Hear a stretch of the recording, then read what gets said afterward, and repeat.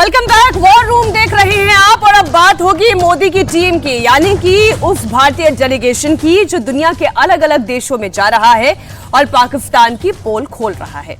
Algeria में भारतीय समुदाय को संबोधित करते हुए असदुद्दीन ओवैसी ने दुनिया के सामने पाकिस्तान को बेनकाब किया। ओवैसी ने कहा, पाकिस्तान में एक आतंकवादी आधिकारिक तौर पर कैद रहते हुए पिता बन गया। जिस तरह से असदुद्दीन ओवैसी ने पाकिस्तान की पोल खोली, ऐसे क्या मतलब तारीफों के लिए शब्द कम पड़ जाते हैं, लेकिन आप उन्हें सुनिए, क्या खूब बोले। And in fact, there was this one terrorist called Zakiur Rahman Lakhvi. No country in the world will allow a terrorist who's facing a terror charge. He gave birth to a son while sitting in a prison. So when Pakistan was put in grey list, immediately the trial progressed. आप सोचिए, ओवैसी ने ये बयान चूंकि अंग्रेजी में दिया, वो विदेश में थे, भारतीय समुदाय को वो संबोधित कर रहे थे, लेकिन कितनी बड़ी बात उन्होंने कही। जिस वक्त पाकिस्तान FATF की ग्रे लिस्ट में था, उस वक्त आतंकी और जिस आतंकवादी की वो बात कर रहे हैं वो ज़कीर रहमान लखवी है। उस लखवी के आतंकी की बात कर रहे हैं, वो पिता बना। और ये सब कुछ कब हुआ? जब वो जेल में था। अब आप सोचिए, ये वो पाकिस्तान है, किस तरह से वो आतंकवादियों को पनाह देता है, कैसे उनका पालन पोषण करता है। बिल्कुल ठीक वैसे जैसे एक पिता अपने बच्चे का पालन पोषण करता है, आतंकवादियों को वैसे ही पाकिस्तान पाल पोस रहा है। मैं आपसे चर्चा की ही शुरुआत करती हूँ इस हिस्से में। बहल साहब, ऐसा तो पाकिस्तान है। बिल्कुल सही कह रहे हैं आप कह रहे हैं हफीज सईद, जिसके ऊपर $10 मिलियन का लगा हुआ है अवार्ड, वो ना केवल यूएन की लिस्ट में ग्लोबल टेररिस्ट है, पर यूएस ने भी उसको ग्लोबल टेररिस्ट कह रखा है। वो तो बड़े आराम से घूमता है। उसको 9 साल की जेल हुई पहले 2021 में, और 2022 में उसको 31 साल की जेल हुई। लेकिन हम उसको बाहर कई बार स्पीचेस में भी देखते हैं। तो ऐसे आतंकी जो कि ग्लोबल टेररिस्ट है, वो बाहर निकल के क्या कर रहे हैं। अब जो ये अल्जीरिया की बात करता हूं मैं आपके साथ, बहुत ही अहम है ये। अल्जीरिया क्यों गए हम? अल्जीरिया नॉन परमानेंट मेंबर है यूएन सिक्योरिटी काउंसिल का, इसलिए अल्जीरिया इंपॉर्टेंट है। हम गायना क्यों गए थे? इसी वजह से गए थे। अब अगर मैं ये चीज बोलूं जो बोली गई है, ओवैसी साहब ने जो बोला है, तो उसका इतना इंपैक्ट नहीं है। लेकिन जब ओवैसी साहब बोलते हैं, जो उस धर्म से डील करते हैं, जिस धर्म के साथ ये एसोसिएट कर रहे हैं इतने बड़े बड़े आतंकी, जब हम बात करते हैं ये आतंकियों ने हमारे ऊपर धर्म पूछ के अटैक किया और हमारे हिंदू भाइयों को मारा, तो धर्म पूछ के मारा था ना। और यहां पे ओवैसी साहब जब ये बात कहते हैं और पूरे वर्ल्ड में जाके बात करते हैं, तो उसका एक अलग इंपैक्ट है। वो इंपैक्ट मेरे बात मुझे एक बयान ओवैसी जी का याद आ रहा है, जिसमें उन्होंने ये बोला भी कि उनसे धर्म पूछ करके उनको मारा गया, हिंदू भाइयों को मारा गया। फिर वो ये भी कह रहे हैं कि किस किस्म का ये मुसलमान पाकिस्तान देश है, उससे ज्यादा मुसलमान तो हिंदुस्तान में रहते हैं। एब्सोल्युटली। और अभी थोड़ी देर पहले हम बात कर रहे थे कि उनको हटाया गया था FATF की ग्रे लिस्ट से जी। अभी IMF का इनका $1 बिलियन और 1.35, अगर $2.35 बिलियन इनको मिला है। चीन इनको $3.7 बिलियन दे रहे हैं। अरे कल की न्यूज में सुन रहा था कि अभी वर्ल्ड बैंक कंसीडर कर रहा है इनको $40 बिलियन का लोन देने के लिए अगले 10 साल के अंदर। अरे ये पैसा तो आतंकियों के पास जाएगा। मुझे एक चीज समझ नहीं आती है, जब IMF ने 11 कंडीशंस लगाए, तो ये कंडीशन क्यों नहीं लगाया कि मिलिट्री का बजट को रिस्ट्रिक्ट किया जाए? ये कंडीशन क्यों नहीं लगाया? ये कंडीशन नहीं लगाया। 18% मिलिट्री बजट बढ़ा, 2.5 लाख करोड़ उनका मिलिट्री बजट है। क्या पाकिस्तान को जरूरत है? और इसी वजह से, उसी दम से वो आतंकियों की मदद करता है और आतंकियों का इस्तेमाल करता है भारत के अगेंस्ट। राज्यसभा सांसद संजय कुमार झा की अगुवाई वाला एक भारतीय डेलीगेशन मलेशिया में भी है। कुआलालंपुर में डेलीगेशन के मेंबर्स ने प्रवासी भारतीयों से बात की। इस दौरान TMC सांसद अभिषेक बैनर्जी ने कहा, पाकिस्तान ने अगर बात की तो सिर्फ भारत यानी पाकिस्तान से अगर बात करेगा तो केवल और केवल POK के मसले पर ही बातचीत होगी, कश्मीर पर नहीं होगी। पाकिस्तान ऑक्यूपाइड कश्मीर पर होगी। India has been engaging in a dialogue with our neighbor Pakistan from the last 4 decades consistently. Times have changed. There has been a paradigm shift in our approach. Prime ministers have changed, president of the countries have changed, but one thing remained constant is the conflict with Pakistan. We have been engaging with a dialogue with them. Lot of friends in the media in different countries asked us, why is India not engaging in a dialogue with Pakistan?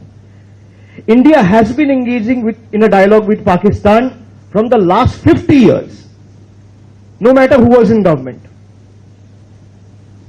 But this time, after what has happened on 22nd of April, where 26 nationals were shot dead from point blank range, just on the basis of their religion and gender. Although I am a member from the opposition party, but I want the ruling dispensation, if they want to engage in a dialogue with Pakistan, we have to make sure that this time we engage in a dialogue where we only talk about reclaiming Pakistani occupied Jammu and Kashmir. Otherwise, this will continue. This is, of course, my personal opinion. Many of us in the room might not agree with me. But Kashmir continues to be an integral part of India. Kashmir Bharat का integral part है, तो इसमें तो कोई शक है ही नहीं, और इसलिए कश्मीर पर कोई चर्चा होने की भी जरूरत नहीं है। अगर किसी मुद्दे पर चर्चा होगी तो जनरल अस्थाना, चर्चा सिर्फ और सिर्फ पाकिस्तान ऑक्यूपाइड कश्मीर पर होगी। बिल्कुल, जो इंस्ट्रूमेंट ऑफ एक्सेशन जो साइन किया गया था उसमें उस समय इसमें कोई शक नहीं है कि ये ही एक लीगल डॉक्यूमेंट है, और इस लीगल डॉक्यूमेंट के हिसाब से गिलगिट बाल्टिस्तान, पीओके, सक्शगाम वैली, अक्साई चीन, ये सब भारत का हिस्सा है, क्योंकि ये महाराजा हरी सिंह की रियासत थी और उन्होंने पूरा का पूरा कश्मीर, आधा नहीं बल्कि पूरा कश्मीर भारत को सुपुर्द किया था। तो ये इसके अलावा कोई और लीगल डॉक्यूमेंट नहीं है इस पूरी दुनिया में। तो इसमें कोई शक नहीं है कि वो हमारा हिस्सा है, और हमारी पार्लियामेंट में 7 सीटें रखी हुई हैं वहाँ के नुमाइंदों के लिए। उसी मुताबिक जम्मू और कश्मीर असेंबली में भी तकरीबन 14 सीटें रखी गई हैं वहाँ के नुमाइंदों के लिए, ताकि जब भी ये पीओके भारत में शामिल होगा तो वहाँ पर इलेक्शन होंगे और उनके इलेक्टेड नुमाइंदे हमारी पार्लियामेंट में भी होंगे और हमारी जम्मू और कश्मीर असेंबली में भी होंगे। और इसमें कोई दो राय नहीं है, चाहे ये आज हो चाहे कल हो, लेकिन ये होके रहेगा। अब अगर बात करनी है कि अगर आप देखें तो इंडिपेंडेंट कश्मीर के ऊपर जो रजाकार ने हमला किया था वो एक इल्लीगल ऑक्यूपेशन है, और वर्ल्ड में जब इल्लीगल ऑक्यूपेशन ऑक्यूपाइड टेरिटरी की बात आती है तो जम्मू और ये पाकिस्तान ऑक्यूपाइड कश्मीर का जो इलाका है ये वर्ल्ड में 70 साल से ज़्यादा 75 ये ऑक्यूपाइड टेरिटरी रहा है। तो ये ऑक्यूपाइड टेरिटरी जो है ये जाहिर है कि जो पेरेंट कंट्री है उसके पास जानी चाहिए, और ये जाहिर, और इसको ये आज नहीं तो कल ये होना ही है। और कश्मीर के मुद्दे पर भी और किसी तीसरे देश की भी बात नहीं होगी, सिर्फ भारत और पाकिस्तान के बीच का ये मसला है। और इसलिए जब United states of America, Donald Trump ने भी इसमें बातचीत करने की कोशिश की थी, तब भी भारत की तरफ से ये साफ इशारा कर दिया गया था कि ये भारत और पाकिस्तान के बीच का मसला है। जनरल दत्ता, ये किसी और देश का मसला नहीं है। चर्चा तो हम करेंगे, हम तय करेंगे हमें किस मुद्दे पर चर्चा करनी है। बिल्कुल मीनाक्षी, इसके ऊपर कोई कॉम्प्रोमाइज़ नहीं है। भारत और पाकिस्तान का अगर कोई डिबेट होगा, बातचीत होगी, वो बायलैटरल होगी, कोई तीसरे देश की उसमें दखलंदाजी नहीं होगी। ये स्टैंड भारत का शुरू से है और हम उसके ऊपर कायम है। और अभी तो हमारे रक्षा मंत्री ने बिल्कुल एक और टर्म्स ऑफ रेफरेंस दिया है कि आप हाफिज सईद और मसूद अजहर को हैंड ओवर करें। पॉइंट 1, जब आप उसे हैंड ओवर कर देंगे उसके बाद बातचीत होगी कि आप पीओके को कब खाली करेंगे। इसके अलावा कोई बातचीत नहीं होगी पाकिस्तान के साथ। बहुत बातचीत होगी, बहुत हमने आगरा के अंदर वो चर्चाएं कर ली, हमने परवेज मुशर्रफ को बुला लिया। हमारे प्रधानमंत्री जब वो सबसे पहली टर्म में आए, नवाज शरीफ को यहाँ इनवाइट किया था स्पेशल गेस्ट, उसके वहाँ पहुँच गए जब उसकी जन्मदिन और उसकी पोती की शादी थी वहाँ पे। तो उसके बावजूद भी अगर पाकिस्तान ये समझता है कि वो भारत से दोस्ती मित्रता नहीं करना चाहता तो सो बी इट। अगर आप दुश्मन है तो हम दुश्मन की तरह ही ट्रीट करेंगे आपको। बिल्कुल ठीक बात। इधर मलेशिया में भी भारतीय डेलीगेशन का एक हिस्सा जिसमें सीपीआईएम के सांसद डॉक्टर जॉन ब्रिटास उसमें शामिल हैं, उन्होंने भी दुनिया के सामने पाकिस्तान की पोल खोल दी है। जॉन ब्रिटास ने कहा कि पाकिस्तान में मिलिट्री कंट्रोल है, वो एक मिलिट्री कंट्रोल्ड देश है, वहां का आर्मी चीफ खुद को फील्ड मार्शल घोषित कर देता है और ये भी पाकिस्तान से देश में ही पॉसिबल है। सुनिए उन्होंने क्या कहा। one aspect which draws the distinction between India and Pakistan is certainly we are a secular nation, whereas Pakistan is a theocratic nation. Pakistan is a theocratic state where there is not even a civil administration. It has plummeted to be a military controlled nation, and the military leader Asim Munir has self-declared himself to be the field marshal. It happens only in a banana republic or in a rogue nation. वैसे बनाना Republic रोग nation जितनी उपमाएं दी जाएं उनके लिए तमाम उपमाएं कम है। बिल्कुल ये देखिए, ऐसा है। पाकिस्तान के लिए सारी एकदम मुफीद है। कल भी हम इसी पे चर्चा कर रहे थे कि एक बेशरम जनरल जो जंग में मार खाई उसने भारत से, उसके मतलब पूरी दुनिया ने देखा उसको कितनी मार पड़ी, उसके बाद में जाके वो एक्सेप्ट करता कि मैं फील्ड मार्शल बन गया, चाहे उसको उसके प्रधानमंत्री ने बनाया हो या कैबिनेट ने बनाया हो, उसको तो रिजाइन कर देना चाहिए था। That I failed as the general of the Pakistan army, और ये फील्ड मार्शल बन गया। इतना बेशरम आदमी, मुंगेरी लाल के हसीन सपने मतलब इतना बेशरम, मतलब I cannot imagine having served in the Indian Army as a general myself, it is shameful. A defeated general becomes a field marshal. They don't even know the value and the meaning of a field marshal. Very sad. ये देखिए एक मैं जरा video और रख देती हूँ हमारे दर्शकों के सामने। पाकिस्तान जैसे बेशर्म मुल्क को हालांकि हम कितनी दफ़ा कितने सारे सबूत दिखा चुके हैं, लेकिन फिर भी अगर उनका आर्मी चीफ अगर फील्ड मार्शल बन जाए तो पाकिस्तान वाले जाने और पाकिस्तान के नागरिक जाने कि वो किस व्यक्ति से जूझ रहे हैं। भारत ने पाकिस्तान को किस तरह धूल चटाई और कैसे उसके आतंकी ठिकानों पर स्ट्राइक की, इसकी एक और तस्वीर, एक और सबूत मैं पाकिस्तानियों को दिखाना चाहती हूँ। ये तस्वीरें लश्कर के मुरीद के कैंप की है, जहां लश्कर के टॉप कमांडर समेत कई आतंकी मारे गए थे। एक तस्वीर आप खुद देखें, फील्ड मार्शल बनाते हैं ना आप अपने आर्मी चीफ को, वो भी देखें ये तस्वीर कि आपने जंग कैसे जीती है, आपने इस ऑपरेशन सिंदूर का मुकाबला करने की क्या आपकी हैसियत भी है या नहीं, वो आप देखें। भारत की स्ट्राइक से आतंकी कैंप की छत का बड़ा हिस्सा टूट गया, गड्ढा हो गया, अंदर सब कुछ तबाह हो गया, चाहे आप पिलर्स देखें, दीवारें देखें, सब तबाह हो गई। ये तस्वीरें इस वक्त मुरीद के कैंप की आप देख रहे हो, ये लश्कर का मरकज था।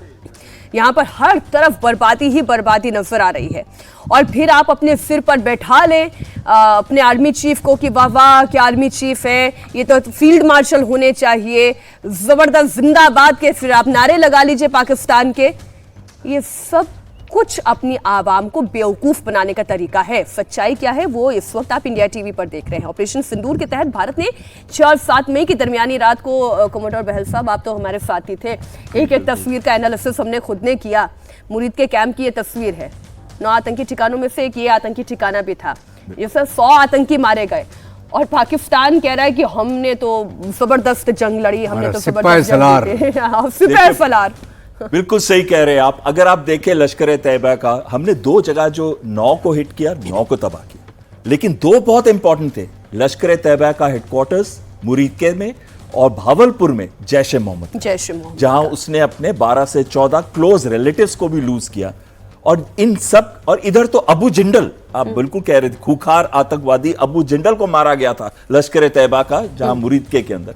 और इनके जनाजे में कौन आया? पाकिस्तान के जनरल, आर्मी के जनरल आए, इनके लिए गार्ड ऑफ ऑनर दिया गया, इनको पाकिस्तान के नेशनल फ्लैग से लिपटा गया। अगर आतंकवादियों को इस तरीके से, और वहां पे चीफ ऑफ आर्मी स्टाफ का भी रीत था और पंजाब चीफ मिनिस्टर का भी रीत था, तो आप इनसे एक्सपेक्ट क्या कर सकते हो, जहां पे बहुत क्लियर है कि पाकिस्तान आर्मी एक डीप स्टेट है और पाकिस्तान आर्मी ही इनको नर्चर करती है, और पाकिस्तान आर्मी के जो बिजनेसेस हैं या फिर जो ड्रग मनी का इस्तेमाल करते हैं, उसी से ये सारे के सारे टेरर ऑपरेशंस फाइनेंस होते हैं। नहीं तो मुझे ये बताइए कि इनको जिंदा रखने के लिए पैसा आता कहां से है? अरे इनको जिंदा रखने के लिए पैसा कहां से आता है, और जिनको फील्ड मार्शल बना दिया गया उन्हें किस बिना पर फील्ड मार्शल बना दिया गया? अस्थाना जी, ऐसा कौन सा उन्होंने तीर मारा था, ऐसी कौन सी उन्होंने फतेह हासिल की थी जो इन्हें इतनी इज्जत से नवाजा गया? मैं तो कहती हूँ इतने इंपॉर्टेंट पद की उन्होंने गरिमा खराब कर दी। बिल्कुल, क्योंकि लड़ाई हारने के बाद और इतना नुकसान उनके पास उनके ऊपर होने के बाद उन्हें यही लगा कि अगर हमें किसी भी तरीके से अपनी पॉपुलेशन के सामने अपने वर्चस्व को कायम रखना है झूठा प्रोपेगेंडा कर सच ड्रामा साबित इस करना है। किस्म से खेला जाए जिसमें ये लगे कि एक तो पहली चीज कि हम जीत गए और दूसरा हम इतना जीत गए कि हमने अपने आर्मी चीफ को फील्ड मार्शल बना सर दिया। मुझे आपको बीच में ही रोकना पड़ रहा है। इस वक्त गृह मंत्री अमित शाह कोलकाता में मौजूद हैं। वो बीजेपी कार्यकर्ताओं को संबोधित कर रहे हैं। एक तस्वीर कोलकाता से भी। महान बंकिम चंद्र चट्टोपाध्याय की ये भूमि, बीजेपी कार्यकर्ताओं को संबोधित कर रहे हैं। एक तस्वीर कोलकाता से भी। महान बंकिम चंद्र चट्टोपाध्याय की ये भूमि, जिस भूमि ने सालों तक पूरे भारत का मार्गदर्शन करने का काम किया, चाहे ज्ञान हो, विज्ञान हो, धर्म हो, स्वतंत्रता संग्राम हो, हर क्षेत्र में सालों तक बंगाल ने भारत का नेतृत्व करा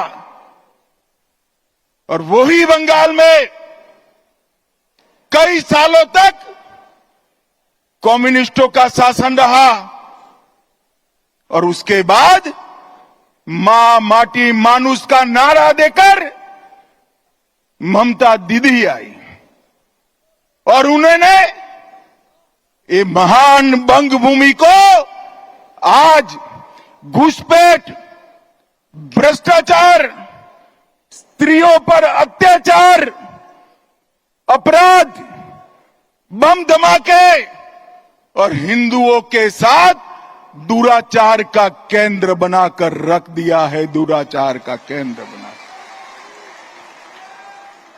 भाइयों बहनों, यही बंगाल में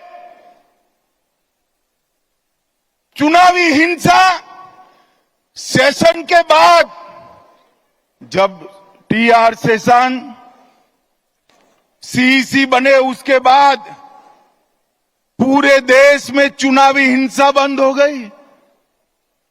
मगर ये बंगाल है जिसमें चुनाव के वक्त और दीदी को विजय मिलने के बाद सैकड़ों भारतीय जनता पार्टी के कार्यकर्ताओं को मौत के घाट उतार दिया जाता है।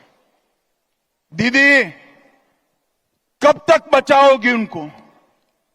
मेरी बात सुन लो, आपका समय अब समाप्त हो गया है।